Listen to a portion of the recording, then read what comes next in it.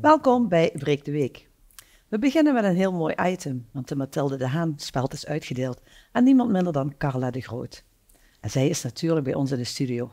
Gefeliciteerd alvast. Hartelijk dank. Je gaat hem nog krijgen, maar hoe was het toen je hoorde dat je genomineerd was en dat je hem ook ging krijgen? Ja, dat was wel heel grappig. Ik was onderweg van het werk. Ik werk in Best bij de gemeente.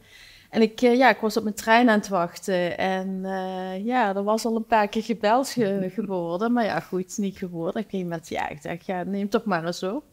Nou ja, goed, Ans die belde mij dus. En ik dacht van, hoor ik het nou goed? Zo dat. Ja. Dus ik was helemaal, van de Flabbergasted. Ja, van wauw af. Ik dacht, sorry Ans. Ik zeg, maar ik vind het geweldig. Maar mag ik er nog een nachtje over slapen? Zo. Want? Denk ik, waarom al die eer, hè? Ik bedoel, er zijn zoveel mensen, vrouwen, mannen, vrouwen, doet er niet toe, die van alles doen in Roermond, gemeente Roermond. En waarom ik dan? Zo dat. Ja. Dus heel verrassend. En toen hebben ze het je uitgelegd waarom? Nou, goed. Ik wist natuurlijk ook wel waarom. Ik kende de nominatie. De nominatie is uitgedeeld door de Vrouwenraad. Hè? Daar zit Ans Christophe naast je. Want je hebt zelf ook in die Vrouwenraad gezeten, begreep ik. Nou, ik ben niet direct betrokken geweest bij de Roermondse Vrouwenraad. Wel bij de LVR. De Limburgse Vrouwenraad. De Limburgse Vrouwenraad. Ja. Dat is een andere raad. Dat was een koepelorgaan van Limburgse vrouwenorganisaties. En daar was de Roermondse Vrouwenraad één van. Ja. Dus ik was wel indirect betrokken, zeg maar. Je hebt een indrukwekkend cv. We hebben dat van de jury meegekregen. Hè? Je bent bestuurslid geweest bij Vincentius, buurtbemiddeling gedaan bij Proteon. Stichting. Nog steeds. Ja, nog steeds. Ja, ik zeg gedaan, maar jij doet het nog steeds. Ja. Stichting Oor, daar ben je ook bekend van. Intussen doorgestart als Klauwertje 4. Je zit ook in de politiek. Hoe combineer je al die dingen in godsnaam? Ja, heel veel ballen in de lucht houden, hè, zoals ze dat zeggen. Ja. Ik moet je zeggen, het druk programma, daar ben ik gewoon heel eerlijk in. En de ene week gaat het wat beter dan de andere week. Ook inderdaad afhankelijk van de politieke verplichtingen die je hebt. Maar goed, het kan allemaal net. Het kan allemaal net. Ja. Oké. Naast je zit Ans Christophe, we hadden al even geïntroduceerd. Ook welkom. De Vrouwenraad reikt die prijs uit. Kun je toelichten hoe dat gaat? Hebben jullie een comité? Zijn er criteria? Ja, kijk, we hebben uiteindelijk zeker een comité wat het bepaalt. Dat is heel duidelijk. En we hebben inderdaad gekeken naar haar cv. En we hadden inderdaad zoiets van... we zien een hele maatschappelijke betrokkenheid... en heel veel maatschappelijke activiteiten... maar ook heel veel vrijwilligerswerk voor de Roermondse samenleving. En daar kijken we echt wel naar van... wat betekent deze mens voor Roermond en de omgeving? En dan is het inderdaad voor een stuk ook symbolisch. Hè, want het is ook symbolisch. We hadden natuurlijk... In die lijst, daar heeft Carla natuurlijk terecht een opmerking over gemaakt... van waarom kies je mij? Hè? Want er zijn natuurlijk... Uiteindelijk zouden er ook andere mensen te kiezen zijn. Maar wij vonden haar cv toch wel heel indrukwekkend. En we hadden ook zoiets van... Het is ook een blijk van waardering, denk ik... voor wat zij gewoon al die jaren gewoon heeft gedaan. Dus wij vonden haar ook gewoon mooi om haar gewoon toe te voegen... aan die lijst van allemaal die vrouwen. Hè? Want we hebben ondertussen al een aardige lijst van vrouwen... waarvan we zeiden, dat zou heel mooi zijn dat ze eraan toegevoegd wordt. Want wie heeft die prijs, die Mathilde Haan-prijs, al eerder ontvangen? Kun je wat namen noemen? Ja, bijvoorbeeld Carla Bolk, vorig jaar. Of Diana Bolk, Diana. Die eigenlijk gewoon heel veel doet, ook hier in de wijk Donderberg, waar zij ook gewoon vrijwel spinnen het web is voor een heleboel activiteiten. Dus inderdaad, wij proberen altijd wel te kijken naar de combinatie van vrijwilligerswerk met ook, soms ook als mensen dat ook kunnen, een betaalde baan die mensen hebben. Ja. Maar is die prijs vernoemd naar Mathilde Haan, een bekende apothekersvrouw, die ook veel gedaan heeft voor Roermond. Ja. Wat zijn waarden of dingen die zij gedaan heeft die overeenkomen met wat Carla gedaan heeft. Waar zit die link tussen? Nou, Kun je dat toelichten? kijk, zij is natuurlijk gewoon maatschappelijk heel betrokken geweest. En voor haar tijd was het natuurlijk de zaak ver vooruit. Misschien kun je wat voorbeelden geven? Ja, kijk, als ik kijk naar gewoon het feit dat ze gewoon een apotheekje runt in het begin van vorige eeuw, moet ik zeggen, want we zijn al een eeuw verder weer. Begin van vorige eeuw. Nou ja, daar is zij natuurlijk baanbrekend in geweest, in dat ze dat gewoon als vrouw heeft gedaan, dat ze dat ook jaren heeft volgehouden, dat ze ook jaren daarna in de politiek is gestapt, dat ze ook daar geijverd heeft voor gewoon positie van vrouwen. Nou, dat is een heleboel wat wij ook terugvinden bij Carla. Wat zij toen nog wat minder deed, wat Carla wel ook nog doet, dat vind ik ook wel heel leuk, Carla, is ook wel voor de natuur en voor groen nadrukkelijk opstaan. Hè? Dus, maar dat zit ook een beetje deze tijd. Hè? Ja. Ik denk als zij in deze tijd had geleefd, dan ben ik ervan overtuigd, dan had ze daar ook gewoon voor aan de lat gestaan. Ja. Dus zij is gewoon een hele actieve vrouw en heeft haar kop eigenlijk letterlijk uitgestoken in een situatie dat eigenlijk vrij ongebruikelijk was. Ja, want de tijden waren natuurlijk heel anders. Hè? Het was meer een door mannen gedomineerde samenleving, nog veel meer dan nu. En ze liep daar eigenlijk in voorop. Wat wist jij van Mathilde Haan, Carla? Eerste vrouwelijke raadslid van Nederland. Het is geen overhoring, hè? Het is gewoon een vraag van... jij bent ook een inspirerende vrouw. Ja, nee, precies. Eerste vrouwelijke raadslid van Nederland, ook nog uit Roermond, dus dat is wel heel bijzonder. En goed, wat Als ook zegt. Daarnaast ook nog een goede maatschappelijke positie natuurlijk. En een voorvechter van de emancipatie. Juist. En dat vind ik ook heel belangrijk nog steeds. Een voorbeeld voor velen, hè? Want zo in een hele moeilijke tijd toen voor haar. Dus emancipatie, is dat nu nog nodig? Hè? We hebben de eerste feministische golf gehad, de tweede feministische golf. En de tijd dat opzij een heel groot blad was in bepaalde kringen. Tegenwoordig zitten we in een hele andere samenleving. Veel discussie over identiteit en gender, maar toch is het volgens jou nodig. Kun je dat toelichten? Ja. Nou ja, goed, uit cijfers blijkt bijvoorbeeld dat ongeveer de helft van de vrouwen nog economisch afhankelijk is van haar man. Of partner. En dat vind ik natuurlijk persoonlijk nog wel een ding, zeg maar. Het liefst zou ik willen dat gewoon elke vrouw economisch zelfstandig is. Dat is een van de voordelen, feiten. Ja. En toch ook nog wel een verschil in beloning vaak tussen vrouwen. Precies, dat is dat lang niet gelijk. Nee, dat vind ik eigenlijk best wel absurd om het zo te zeggen. Ja. En zo zijn er nog genoeg tal van voorbeelden. Het wordt wel beter, hè? Het wordt wel beter, maar we zijn er nog lang niet. En nog lang niet. Nou, 7 maart krijg je die prijs uitgereikt. Ik kan me voorstellen dat dat ook een beetje op je schouders drukt. Van nu ben ik de drager van de speld. Nou nee, maar we maken er ook altijd best een feestje van. Hè, want we doen dat op Internationale Vrouwendag. Ja. Dat is ook speciaal gekozen, dat we dat op die manier ook combineren. Want we denken, het is inderdaad, overal in de wereld wordt dat moment nog steeds erkend en gewaardeerd. En gevierd ook, hè? En gevierd, dus we hebben ook zoiets van, dat is een leuk moment. Ja. En Marianne Smitsman, je kent Marianne ook wel, die vindt het ook altijd heel leuk om gewoon de genomineerden ook toe te spreken en daar ook iets heel persoonlijks mee te doen. Dus het is ook een soort moment, laat ik zeggen, het is ook een feestje. Zeker, want ik neem aan, het werd bekend, je zal er al heel veel reacties hebben ontvangen. Of heel erg leuk, via Facebook natuurlijk, e-mail, telefoontjes, apps, dat is ook hartstikke leuk. Ja, daar ben ik gewoon heel eerlijk in. Het is een feestje. Ja, tuurlijk. Het is een eer voor je werk, wat je allemaal doet voor je inzet. Dat het wel gewaardeerd wordt. En vaak is het inderdaad vanuit jezelf, ik doe dat toch gewoon. Ja, maar precies. Het mag ook een keer gewaardeerd worden. Ja. Toch? Nou, dank dat jullie alle twee hier wilden komen. En ik zou zeggen, een hele fijne dag. Geniet van dat feestje en wees trots, want je hebt het verdiend, denk ik. Absoluut. Ja, dankjewel. Dankjewel. Dank je daar maar een mooie dag van maken. Ja. Dank je. Sport en bewegen is ontzettend belangrijk. Daar is iedereen tegenwoordig van doordrongen. Maar het is niet vanzelfsprekend. Zeker de sport in teamverband, in clubverband, is iets waar een vereniging voor nodig is, met vrijwilligers, zowel in het bestuur als aan de uitvoerende kant. En om die in het zonnetje te zetten is er al jaren in Roermond het Sportgala. En daar gaan we het nu over hebben met Mark Allers van het Sportgala. Hartelijk welkom. Welkom. Mark, het is het 41ste Sportgala wat eraan zit te komen. Kun je daar wat meer over vertellen? Hoe ziet het programma eruit? Het programma is onze algemeenheid elk jaar bijna hetzelfde. We hebben hopelijk weer een hoop kampioenen die we kunnen huldigen. Ik zeg altijd van 8 tot 80. Ja. In alle sportcategorieën die ook maar enigszins aangesloten of actief zijn in de Roermondse samenleving. Dus dat kan van voetbal natuurlijk, hockey, tennis, maar ook duivensport, schietsport, biljart, G-sport als judo, de vechtsport. Eigenlijk het hele brede spectrum wat Roermond heeft, dat proberen wij op het podium in de Oranjerie te krijgen op 17 april aanstaande.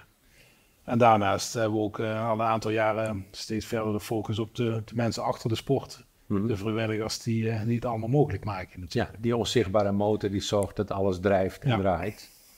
Ja. En die willen we ook graag in het zonnetje zetten. En, de meesten vinden dat niet zo heel prettig om op het podium te komen en daar gehuldigd te worden voor wat ze allemaal voor een club doen. Maar ja, als je die uren gaat tellen, die zijn natuurlijk ontzettend hoog. Hoog aantal. Zijn er speciale teams die al jaren op dat podium verschijnen? De Tigers is wel een vaste klant, mag ik zeggen. Ja. Ze doen op het hoogste niveau op dit moment in Nederland zaalvoetballen. Dus. Ook heel sociaal betrokken, hè? Ook heel sociaal betrokken, ja. Dat gaat ook, ze staan bovenaan. Dus laten we hopen dat ze dat volhouden. Vroeger hadden we natuurlijk handbal Zwift.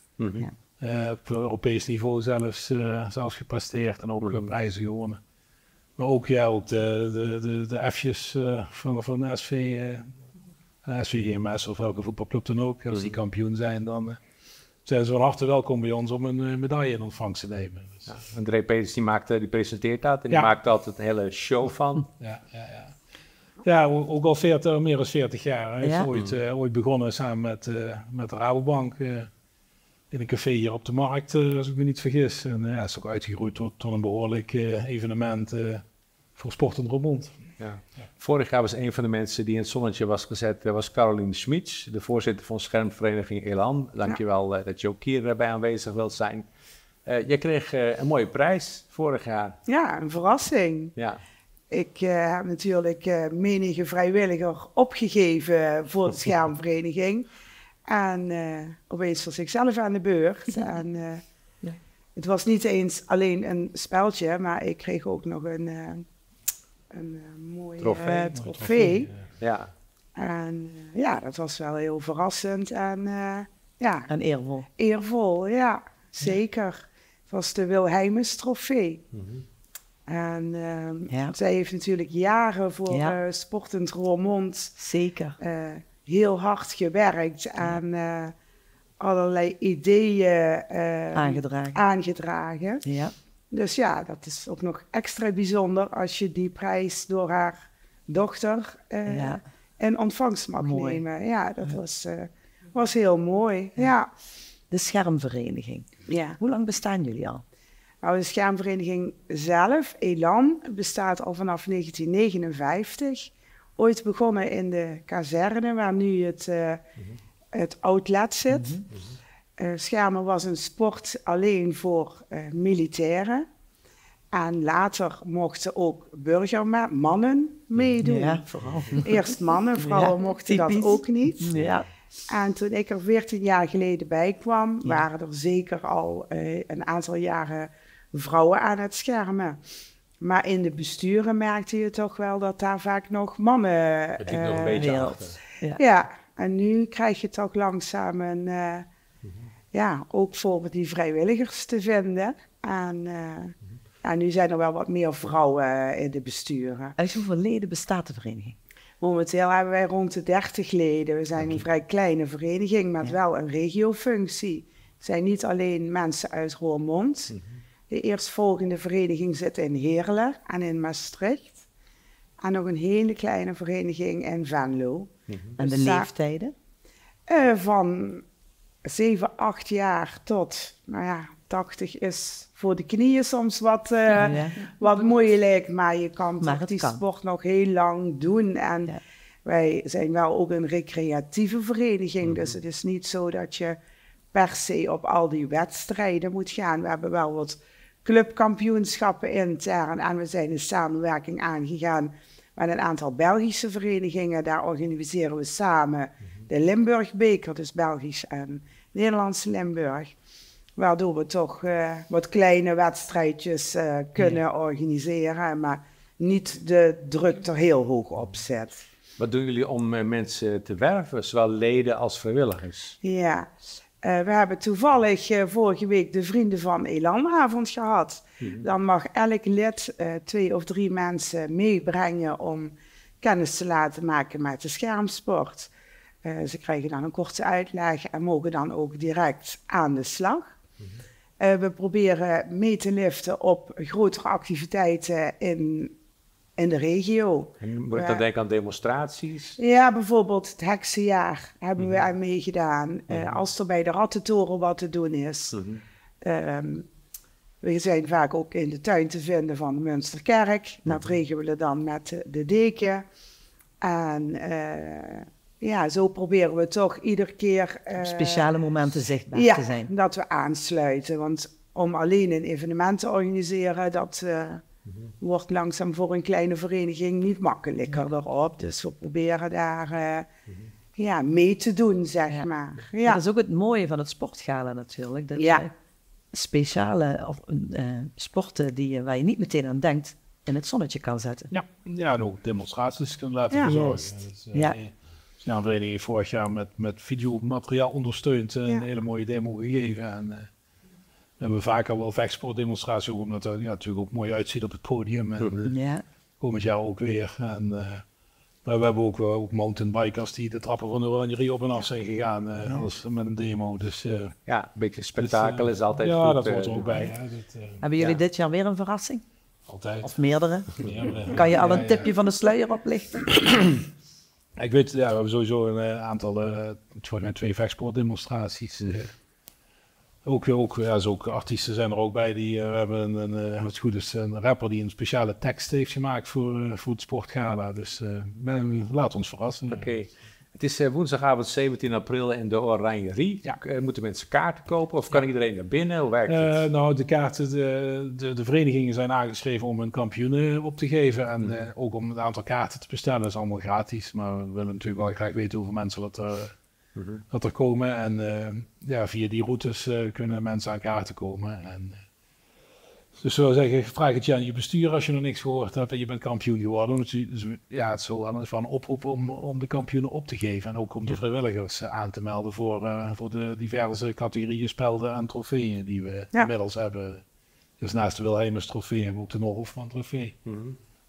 Kent u Doka die sociaal in de wijk dus we zoeken toch heel veel die combinatie met sport en met ook het lokale. met de maatschappelijke betrokkenheid. Mooi. En je ziet de vrijwilligers die wat we huldigen, dat zijn niet allemaal 50 of 60-plussers. Je ziet de categorie toch ook wel wat jonger worden, gelukkig. Daar moet het toch vandaan komen dadelijk. En de 60-plussers, die mogen ook eens een keer een glas bier in de kantine drinken in plaats van dat ze de lijnen en trekken zijn. En wat we ook niet mogen vergeten is dat er heel veel jeugd traint. En er wordt inderdaad vaak gekeken naar de ouderen die al wat langer zijn, maar er is ook jeugd wat 4-5 jaar een jeugdteam traint. Ja, je ziet daarbij Concordia, dat mag je ook wel heel sterk. Juist. Voetbalclubs ook. En dan hebben we nog de categorie scheidsrechters, waar we ook heel speciaal iets voor willen gaan doen komend jaar. Ook die worden vaak vergeten. Je leest meestal in de krant de negatieve kant van het scheidsrechter zijn. Hè? Dus afgelopen weekend was het ook weer ergens vervelend. Maar dat zijn toch mensen die de sport ook mede mogelijk maken. Zonder scheidsrechter geen spelletje? Nee, absoluut niet. En ook geen goed spel en eerlijk spel. Daarom ook op die categorie een stukje extra focus. Mooi. Goed om te horen. Ja, zeker. Waar kunnen mensen zich melden als ze interesse hebben voor de scherm? Ja, zeker. Wij schermen elke dinsdagavond in Sporthal Hertenheim op de Putkam in Herten. En we zijn daar vanaf 6:15 tot 9 uur. Je kan gewoon binnenlopen, je hoeft je niet van tevoren aan te melden. Iedereen is welkom. Meestal is het zo dat we de eerste keer al gelijk even aan de slag gaan. En we hebben de mogelijkheid om een introductiecursus te doen van 6 keer. Dat kost dan €30. En dan kun je eens kijken of het je bevalt om te schermen. En daar wordt goed gebruik van gemaakt. En ja, dat is ook voor vanaf 8 jaar tot 80 misschien. Maar goed, iedereen is welkom. Mannen, vrouwen, alles Mooi. komen. Ja. Nou, dank dat jullie je verhaal wilden houden. Veel plezier op het sportgala. Dankjewel. Ja, lieve mensen, het leven is een sprookje, zegt men wel eens. En we houden van sprookjes, van kinds af aan al. Maar ook de volwassenen doen graag vertellen over sprookjes naar de kinderen of kleinkinderen. En daarvoor is aan tafel aangeschoven Linda Gielen, want het gaat over het Limburgs Sprookjesboek. Klopt helemaal. Welkom. Linda, wat houdt het boek in? Nou, dat is een hele goede vraag. Ik heb een provinciaal sprookjesboek geschreven. Dat is een overkoepelend provinciaal verhaal, een proloog en een epiloog. En vervolgens zijn dat 31 sprookjes, geïnspireerd op lokale oude volksverhalen, mythes onder andere. Die heb ik aangezet met geschiedkundige feiten. En voor iedere Limburgse gemeente is er 1 verhaal. Dus het zijn er 31. Ja, en ze zijn ook vertaald in het lokale dialect, heb ik begrepen. Ja, klopt. Waarom heb je daarvoor gekozen? Nou, omdat we sowieso de diversiteit natuurlijk, hè, het wordt maar, Limburgers zijn heel vaak toch wel op hun eigen een beetje, hè, hun eigen regio, hun eigen plek. Eigen dorp. Ja, inderdaad. Ja. Dus met het boek laten we gewoon echt 31 verschillende dialecten zien, wat gewoon heel erg interessant is, zowel taalkundig als ook geschiedkundig, want het komt ergens vandaan. En we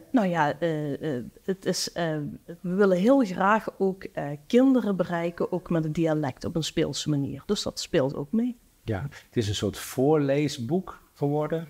Of het moet eruit komen eigenlijk. Wanneer komt het uit? Nou, het komt 30 mei komt het uit. Jullie hebben een primeur, dat is de eerste keer dat ik het mag zeggen. Dus, mooi.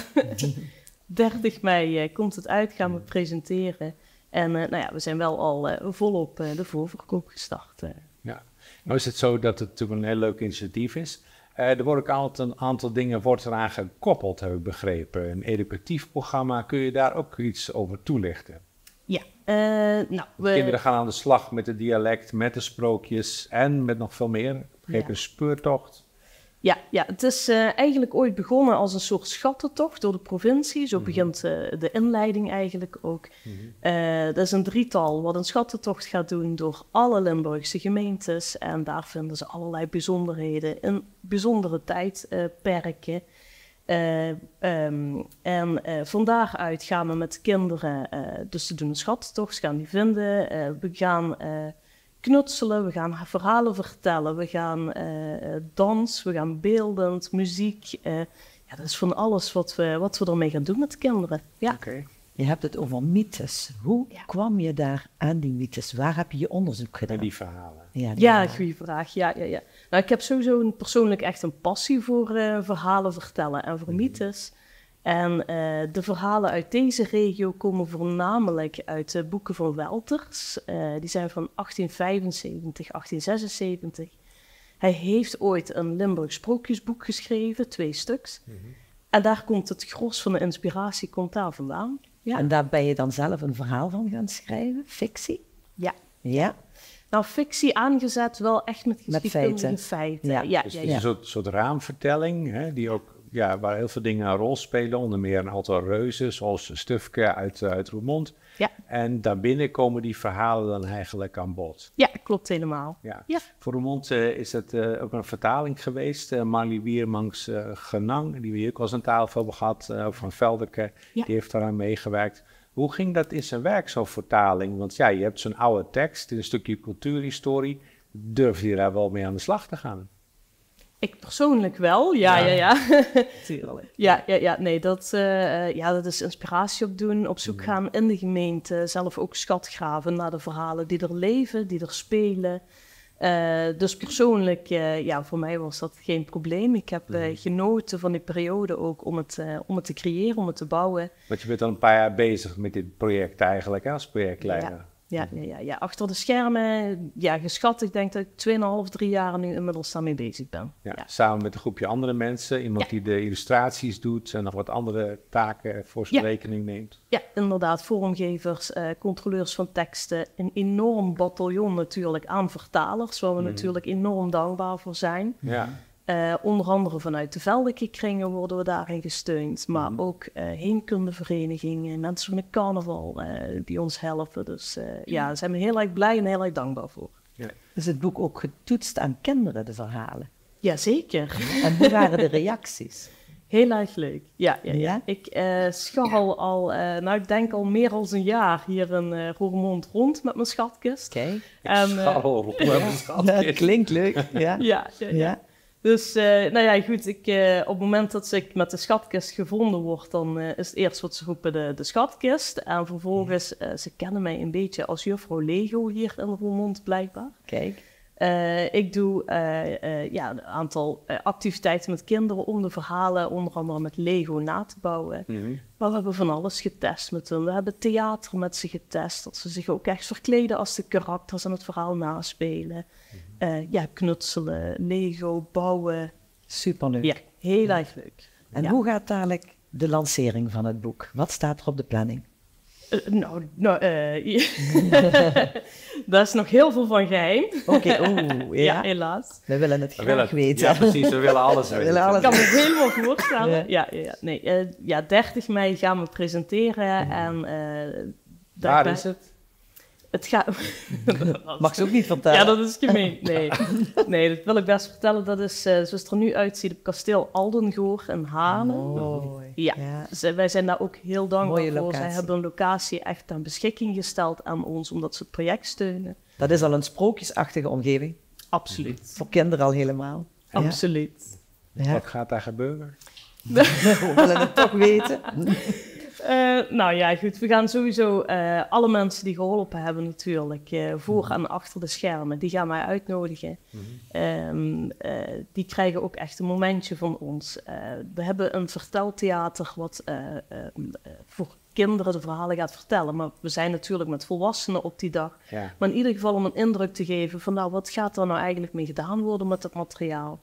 We hebben een dame die komt Limburgse gedichten voordragen. Dus we hebben een heel afwisselend programma nu al in de planning. Komt er ook nog een reus langs? Ja, sprookjesachtige figuur. We hebben wat reuzen in Limburg. Ja. Nou, ik heb me verteld... we hebben in Roermond nogal een traditie wat dat betreft. Ja. Dat klopt. Ik heb me laten vertellen, want ik heb het contact met het Reuzengilde van Roermond inderdaad. Omdat Stufke gewoon echt de hoofdrolspeler is in het boek. En ik heb me laten vertellen dat hij vanavond met open oren en ogen zitten te kijken. Kijk, mooi. Okay. Dus, en morgen heb ik een afspraak met hen om daar verder over te bakkeleien. Oké, super. Ja. Nog een laatste ding, hè, want we vertellen veel over het boek. Maar we kunnen het toch niet zien, want het is nog niet klaar. Er komen wel wat plaatjes in beeld om het te laten zien. Ja. Zou je een mooi stukje kunnen voorlezen om ons alvast een gevoel te geven en een beetje een beeld van hoe het boek... hoe dat gaat. Ja, dat is prima. Okay. Ik wil een stukje dan voordragen uit de proloog, zoals ze dat noemen, dus uit de inleiding. En dan is natuurlijk wel een vraag aan jullie, want wij zitten hier de hele tijd Nederlands te spreken. Mag helemaal in het Limburgs. Ik versta het prima. Ja. Nou, kijk, het is een Limburgs sprookjesboek. Daarom. De verhalen staan er ook in het Nederlands in, maar het is natuurlijk wel bijzonder om het dan ook in het dialect te doen. Ja. Dus ik ga mijn best doen om het in mijn eigen dialect te brengen. Lang geleden was het heel onrustig in het gebied dat wij nu Limburg noemen. Limburg was toen nog één grote lappendeken van allemaal kleine en grotere gebieden die eigenlijk niet met elkaar verbonden waren. Italiaanse wolven, Spaanse stieren en Franse hanen maakten de Limburgse straten onveilig. En dat onrustige landschap, daar woont Lei. Lei is een beetje een vreemde leeuw, want Lei is geboren met niet 1, maar 2 staarten. Als Lei het in zijn leeuwenstaart haalt, dan is hij het ene moment zo lief als een welpje en het volgende laat hij zijn scherpe leeuwenklauwen zien. Iedereen is daarom extra op zijn hoede bij die wispelturige Lei. Op een dag krijgt die gekke Lei een idee. Hij wil de baas worden over die lappendeken van gebieden. Hij besluit daarom een rivier te laten graven, van het zuidelijkste puntje tot aan het hoogste noorden van de provincie. Die rivier, die zou hij de Maas noemen. Wat zouden de mensen hem dankbaar zijn? Boeren zouden hun akkers langs de vruchtbare oevers kunnen bouwen en handelaren zouden hun spulletjes gemakkelijk over het water kunnen vervoeren. Er zou voedsel en werk zijn voor alle inwoners van zijn Limburg. Wat zullen de mensen blij zijn als ik al het goeds voor hen regel, dacht de ijdele lei bij zichzelf. Ik weet zeker dat ze zo dankbaar zullen zijn dat ze mij zullen kronen tot de koning van Limburg. Maar zo'n grote klus kan een leeuw natuurlijk niet in zijn eentje klaren. Daarom schakelt hij de hulp in van een reusachtig gezelschap. Valuas en Guntrud komen uit Venlo, Stufke komt uit Roermond. Gigantius, Pieke en Ingel komen helemaal uit Maastricht en nemen ook Lucius uit Heerlen mee. De reuzen van Limburg komen Lei te hulp, in ruil voor een mooi groot reuzenhuis, voor henzelf en voor een 4 huisdraken. Nou, dat klinkt wel heel erg mooi. Nou, Ik heb hem toch in het Nederlands gedaan. Ja, inderdaad. Heel fijn dat je dat kon vertellen. En kom nog eens terug als jullie wat verder zijn. Veel plezier met de grote opening en het hele evenement. Het belooft heel erg mooi te worden. En dank voor je komst. En mensen die nog het boek willen bestellen, waar kunnen ze zich melden? Ja, ze kunnen zich hier in Roermond sowieso melden bij de Bruna van Roermond en bij Boekhuis de Kleine Tovenaar. Okay. En op onze website kunnen ze natuurlijk ook terecht om alles te vinden en de informatie aan te bestellen. En welke website is dat? limburgsprookjesboek.nl. Mooi, dankjewel voor je komst. Dank jullie wel. Ja, dankjewel voor het kijken naar deze Breek de Week. We zeggen graag tot de volgende keer. Dank aan alle gasten. Tot ziens. Tot volgende week. Deze uitzending is mede mogelijk gemaakt door Morenmachines. Morenmachines voor land, tuinbouw en parkonderhoud. Ook voor reparaties, machineonderhoud en occasions. U vindt ons aan de Sint-Wierosingel 100 in Roermond. Deze uitzending wordt mede mogelijk gemaakt door Brasserie en Adventure Golf Het Pakhuis.